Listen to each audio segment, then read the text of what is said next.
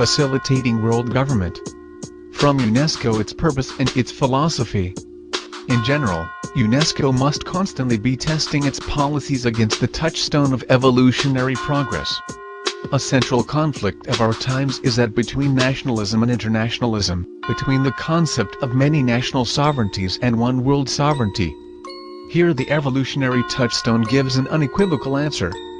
The key to man's advance, the distinctive method which has made evolutionary progress in the human sector so much more rapid than in the biological and has given it higher and more satisfying goals, is the fact of cumulative tradition, the existence of a common pool of ideas which is self-perpetuating and itself capable of evolving.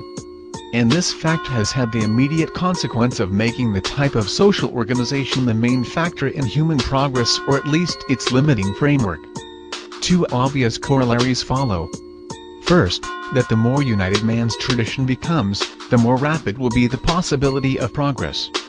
Several separate or competing or even mutually hostile pools of tradition cannot possibly be so efficient as a single pool common to all mankind.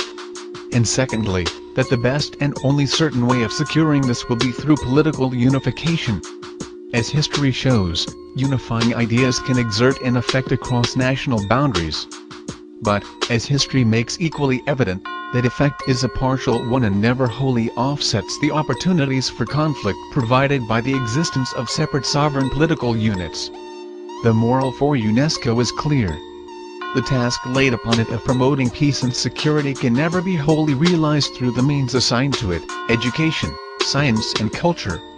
It must envisage some form of world political unity, whether through a single world government or otherwise, as the only certain means for avoiding war. However, world political unity is, unfortunately, a remote ideal, and in any case does not fall within the field of UNESCO's competence. This does not mean that UNESCO cannot do a great deal towards promoting peace and security. Specifically, in its educational program it can stress the ultimate need for world political unity and familiarize all peoples with the implications of the transfer of full sovereignty from separate nations to a world organization. But, more generally, it can do a great deal to lay the foundations on which world political unity can later be built.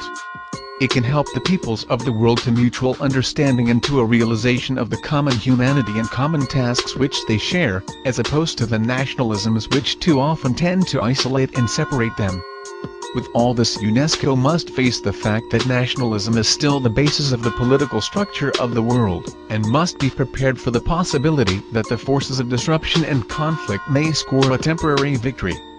But even if this should occur, UNESCO must strain every nerve to give a demonstration of the benefits, spiritual as well as material, to be obtained through a common pool of tradition, and specifically by international cooperation in education, science, and culture, so that even should another war break out, UNESCO may survive it, and in any case so that the world will not forget.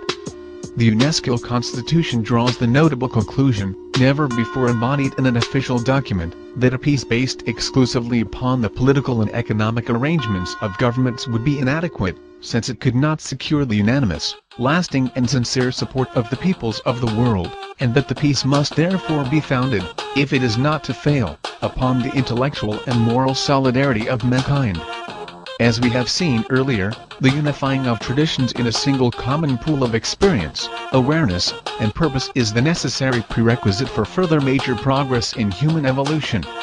Accordingly, although political unification in some sort of world government will be required for the definitive attainment of this stage, unification in the things of the mind is not only also necessary but can pave the way for other types of unification. Thus in the past the great religions unified the thoughts and attitudes of large regions of the Earth's surface.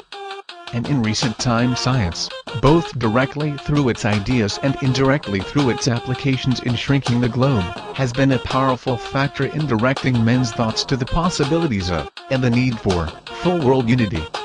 Special attention should consequently be given by UNESCO to the problem of constructing a unified pool of tradition for the human species as a whole. This, as indicated elsewhere, must include the unity and variety of the world's art and culture as well as the promotion of one single pool of scientific knowledge. But it must also eventually include a unified common outlook and a common set of purposes. This will be the latest part of the task of unifying the world mind.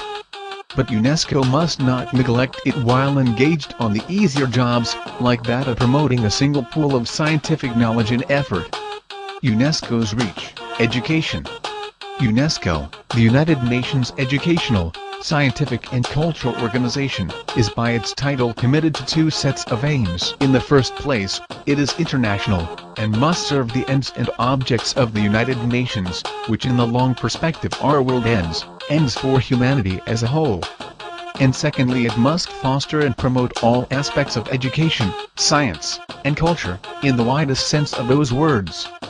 It is the process by means of which knowledge, skill, technique, understanding, ideas, emotional and spiritual attitudes, are transmitted from individual to individual and from generation to generation.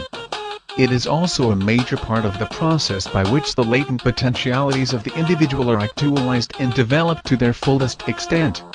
It includes the broad sense of adult education and self-education as well as the narrow sense of schooling and training. It is a special field with its own methods, an art which is in process of substituting a scientific basis for an empirical or an a priori one.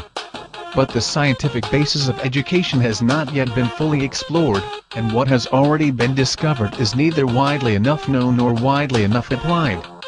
Furthermore, it is a field which has never yet been adequately cultivated on the international level, and one whose international possibilities can still hardly be guessed at.